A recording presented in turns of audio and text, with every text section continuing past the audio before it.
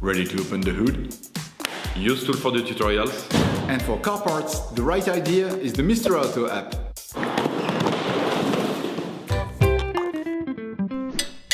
You will find the bulk tie rod ends used in the video exclusively on the Mr. Auto website and through the link in the description. Turn your engine off and pull up the handbrake. Loosen the stud bolts on the front wheels. To be able to change the inner and outer tie rods on your vehicle, you must remove the wheel to gain complete access to the steering system. Lift the front of the vehicle. Place the vehicle on the axle stands.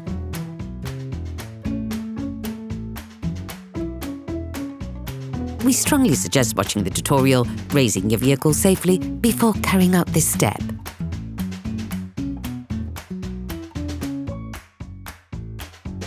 Don't forget to slide the wheels under the vehicle. You can now see the outer tie rod end. As the components to be removed are very often seized up, don't hesitate to brush and to use penetrating oil to facilitate the operation.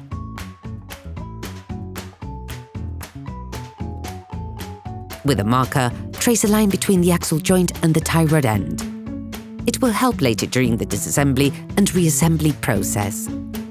Using a 21mm spanner, release the tie rod end lock nut on the inner tie rod side.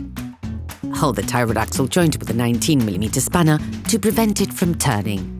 The lock nut is there to prevent any rotation of the two parts towards each other, which could have an impact on the alignment of your vehicle. Now, using an 18mm spanner, a socket wrench and a 6mm Allen socket, release the holding lock nut on the tie rod. All parts used in this tutorial are supplied by our trusted partners. These partners also help us create as many video tutorials as possible. Check them out in the description below. If you don't have a ball joint puller, take a hammer and hit the lock nut hard just at the end of the threading.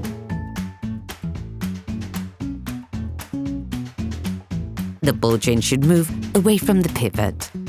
Only tap on the tie rod end pivot if you're changing the tie rod end, otherwise you risk damaging the threading.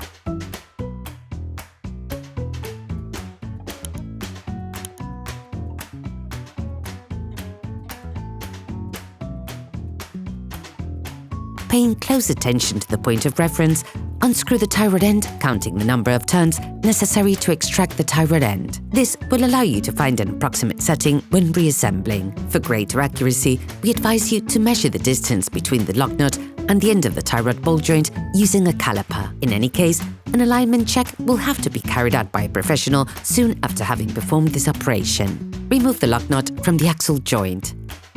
You will find the bulk parts and products used in the video on the Mr. Auto site and in the link in the description. Take the new tie rod end and unscrew the lock nut supplied with it. Screw the lock nut back on until the distance measured with a caliper is reached.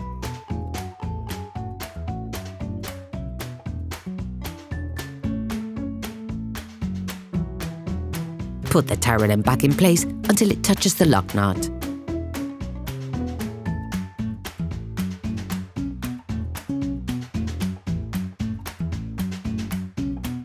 Using a wire brush, scrub the pivot, then apply silicone grease to the flat part that will be in contact with the tie rod bellows.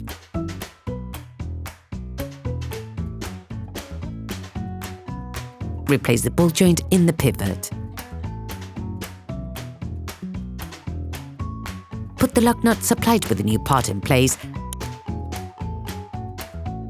and tighten it using a 19mm wrench, a socket wrench and a 6mm Allen socket. Finish off the tightening with a torque wrench.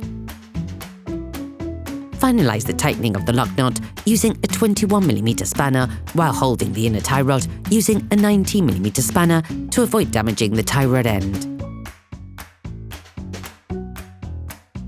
Then you will be able to put the wheels back on your vehicle. During this operation, you will work on the steering system of your vehicle. Checks on tire alignment when carried out by a professional will guarantee that your steering system has been perfectly aligned and is in good working order. Put your vehicle back on the ground and fix the wheels in place properly. Operation completed.